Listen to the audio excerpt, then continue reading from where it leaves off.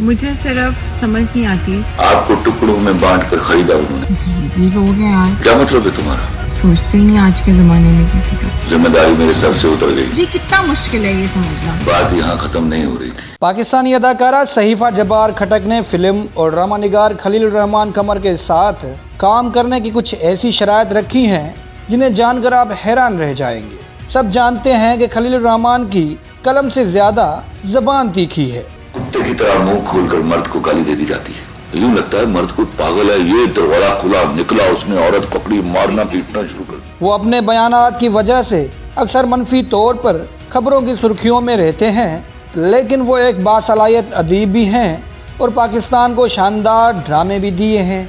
सहीफा जब्बार खटक ने माजी में खलील रहमान कमर के खिलाफ इंतहाई सख्त ज़बान इस्तेमाल की थी, जबकि उन्होंने एक इंटरव्यू में ड्रामा निगार को बेहुदा भी करार दिया था।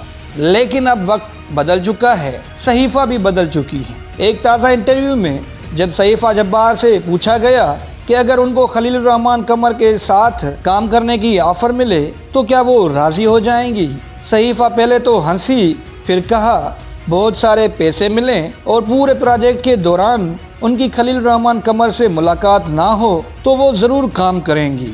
जो लोग सहीफा को नहीं जानते उन्हें बताते चले कि सहीफा वो अदाकारा हैं जिन्होंने अपने ही करीबी दोस्त को लड़कियां दिखाते दिखाते खुद उनकी दुल्हन बन गई थी। अदाकारा सहीफा जब्बार खटक ने खुद बताया कि वो अपने शौहर ख्वाजा खिजर हुसैन को शादी के लिए लड़कियां दिखाती थी। सहीफा जब्बार कहती हैं कि जब उन्होंने अपने शौहर को बहुत सारी लड़कियां दिखाईं, लेकिन ख्वाजा खिजर हुसैन को वो पसंद आ गईं। वाज़ेह रहे कि अदाकारा सहीफा जब्बार और उनके शौहर ख्वाजा खिजर हुसैन करीबी दोस्त थे।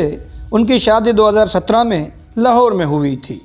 मुझे सिर्फ समझ नहीं आती। आपको टुकड़ों में बांट कर खरीदा उन्होंने। जी भी लोग हैं यार, क्या मतलब है तुम्हारा? सोचते ही नहीं आज के जमाने में किसी का। जिम्मेदारी मेरे सर से उतर गई। जी कितना मुश्किल है ये समझना। बात यहाँ खत्म नहीं हो रही थी। To watch more videos, please subscribe to our channel and click the bell icon.